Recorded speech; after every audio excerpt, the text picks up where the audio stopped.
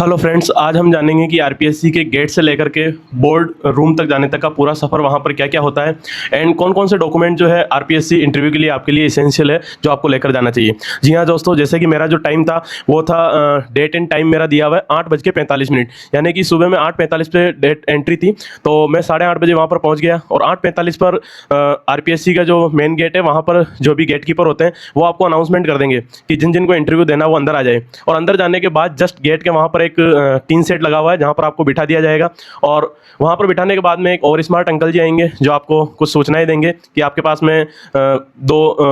रंगीन passport size photo होनी चाहिए, आधार कार्ड होना चाहिए और इस तरीके का कॉल लेटर आपके पास में होना चाहिए। तो वो जो इंस्ट्रक्शन दे उनको ध्यान से सुने, क्योंकि अगर आप उनसे कोई सवाल करोगे तो वो आपको थोड़ा सा टेढ़ा रिप्लाई देंगे। इसके बाद में वो आपको एक वेलकम रूम में वहाँ लेकर जाएंगे और वहाँ पर एक काउंटर बना हुआ है, उस काउंटर पर आप जो भी सामान आप लेकर गए हो साथ में उन सामान को आप रख सकते हो और वहीं पर ही आपको टोकन दिया जाएगा और उस टोकन को लेकर के आपको आपका जो मोबाइल है वो जमा करवाना है, टोकन आपके पास रखना है। वहां पर आपको अपना आधार कार्ड, 2 पासपोर्ट रंगीन साइज फोटो और उसके अलावा आपको जो ये कॉलेटर है ये आपको दिखाना है और इस कॉलेटर पर इस तरीके से मार्क कर दिया जाएगा कि अब आप एंट्री कर चुके हो। वहां से आपको इंस्ट्रक्शन दिए जाएंगे कि आपको रूम नंबर 61 में जाना है। तो दोस्तों वहां से रूम नंबर जो 61 है, सामने से फ्रंट पे 50 कदम चलोगे, फिर लेफ्ट 50 कदम चलोगे, फिर राइट आप सीढ़ियों से ऊपर जाकर के रूम नंबर 61 यानी कि जो आरपीएससी की लाइब्रेरी है आप वहां पर पहुंच जाओगे। आरपीएससी की लाइब्रेरी में जाने के बाद वहां पर आपका बायोमेट्रिक होगी और आपका जो आधार है उसको वहां पर अपडेट किया जाएगा, उसको चेक किया जाएगा और आपकी बायोमेट्रिक से जब आप कंफर्म हो जाएंगे आप वही अभ्यर्थी हैं। उसके बाद आपको लाइब्रेरी के हॉल में बिठा दिया जाएगा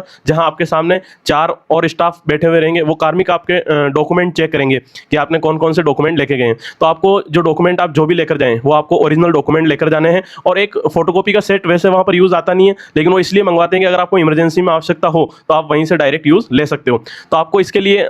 10th की मार्कशीट लेके जानी है और सर्टिफिकेट है तो सर्टिफिकेट लेके जाना है और 12th की आपको मार्कशीट लेके जानी है, 12th का सर्टिफिकेट लेके जाना है। ग्रेजुएशन आपने जिस भी सब्जेक्ट में की है उसकी first year, second year, final year तीनों की अंक तालिका है और आपकी डिग्री आपको लेकर जानी है। ऐसे आपको bachelor of library and information science की अंक तालिका लेके जानी है, डिग्री लेके जानी है और मास्टर्स की भी अंक तालिका और डिग्री लेकर जानी है। अब ऐसे कैंडिडेट विशेष तौर पर ध्यान दें कि जिस साल अपना नोटिफिकेशन निकलता है और अगर आपने एडमिशन जो है उसी साल में लिया है, जैसे अपने लाइब्रेरी साइंस में एडमिशन जो निकला था, नोटिफिकेशन आया था 2023 में और मैंने लाइब्रेरी साइंस में एडमिशन लिया था मास्टर्स में 2023 में। ऐसी सिचुएशन में आपको एक सर्टिफिकेट लाना पड़ेगा कि आपको ये प्रूव करना पड़ेगा कि मैंने इस तारीख को एडमिशन लिया, क्योंकि मेरे से भी ये प्रूफ मांगा गया था कि वैकेंसी 2023 में आई है तो आपने जनवरी 2023 में किस डेट पे एडमिशन लिया। तो इसके लिए आप 2 प्रूफ लेके जा सकते हो, या तो आपने जब एप्लीकेशन फॉर्म भरा होगा वीएमओयू का ऑनलाइन, वो जो एप्लीकेशन फॉर्म है वो लेकर जा सकते हो, या आप फिर रिसिप्ट लेकर जा सकते हो। अगर सिचुएशन ऐसी है कि भाई जैसे मैं भी लेके नहीं गया था, दोनों ही चीज़ें मेरे पास में नहीं थी, ऐसी स्थिति में आपको वो एक फॉर्म भरने को एक फॉर्म देंगे आपको और उसमें नीचे मेंशन कर देंगे कि MLS का दिनांक प्रमाण पत्र आपको लेकर आना है। अब वो प्रमाण पत्र आपको रीजनल सेंटर जैसे हमारा अजमेर है तो हम वहां पर जाकर के ये एक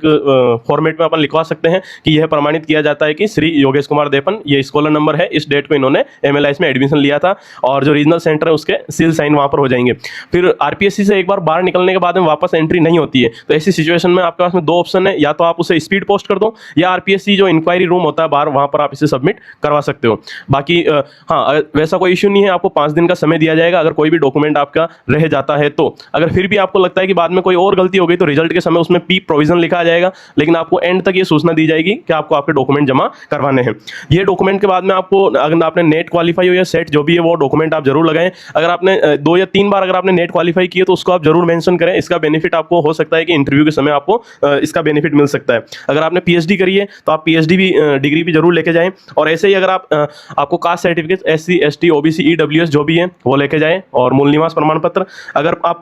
पर्सन विद डिसेबिलिटी हो तो आप वो सर्टिफिकेट, शादी हुई है तो मैरिज सर्टिफिकेट, और 2 पासपोर्ट साइज फोटो आपको लेके जानी है। एक कॉपी लिखा हुआ है इसमें ऑनलाइन एप्लीकेशन फॉर्म, ये आपको लेकर नहीं जानी, क्योंकि जब अपन DF फॉर्म जमा करवाते हैं अपन उसी समय उसके साथ लगा देते हैं, तो ऑनलाइन एप्लीकेशन फॉर्म की कॉपी ले जाने की आवश्यकता नहीं है, और DF फॉर्म भी लेकर जाने की आवश्यकता नहीं है। मैं लेकर गया था लेकिन वहां पर वो ऑलरेडी रहता है। कैरेक्टर सर्टिफिकेट जो भी अपन लास्ट रेगुलर डिग्री करते हैं वो आप लेकर जा सकते हो। जैसे अगर अपन जैसे BLIS करने से पहले अगर आपने BLIS रेगुलर करी है कहीं से तो आप उसका कैरेक्टर सर्टिफिकेट ले जा सकते हो। अदरवाइज अगर आपने बीएससी या बीए जो भी है वो रेगुलर करी है तो उस यूनिवर्सिटी का आप लेके जा सकते हो, या आप 12th का भी, लेकिन लास्ट जहाँ से आपने रेगुलर किया है वहाँ का कैरेक्टर सर्टिफिकेट आप जरूर लेके जाएं। और अगर आप किसी जॉब के अंदर है तो उसका ब्यौरा आपको देना पड़ेगा, वहाँ की आपको एनओसी लेकर आनी पड़ेगी। अगर आप ऑलरेडी किसी स्कूल लाइब्रेरियन है 2nd ग्रेड 3rd ग्रेड, तो आपको एक्सपीरियंस सर्टिफिकेट बनवाना है, सेवारत प्रमाण पत्र। आप इसको दोनों लाइन एक में ही ऐड करवा सकते हो, अनुभव प्रमाण पत्र और सेवारत प्रमाण पत्र की यहाँ से यहाँ तक सेवा जो है मेरी रही है, और आधार कार्ड अपने को लेकर जाना ही है। इस तरीके से आपके पूरे डॉक्यूमेंट चेक करने के बाद वहाँ पर 2 गेटकीपर होते हैं, एक जो लाइब्रेरी के अंदर बैठा रहेगा, एक बोर्ड के बाहर जो रूम होता है वहाँ पर रहेगा। वहाँ से आपको इन्फॉर्मेशन दे दी जाएगी कि अब आपको बोर्ड के रूम के वहाँ पर आना है, तो आपको जहाँ पर बोर्ड है वहाँ रूम के बाहर आपको बिठा दिया जाएगा, जहाँ आपके पास पानी की बोतल होगी, अच्छे से पानी पिए, वॉशरूम जाके आए, और अगर आप घड़ी या कुछ भी लेकर आए हो तो वो आपको बाहर उतारना है। इसके बाद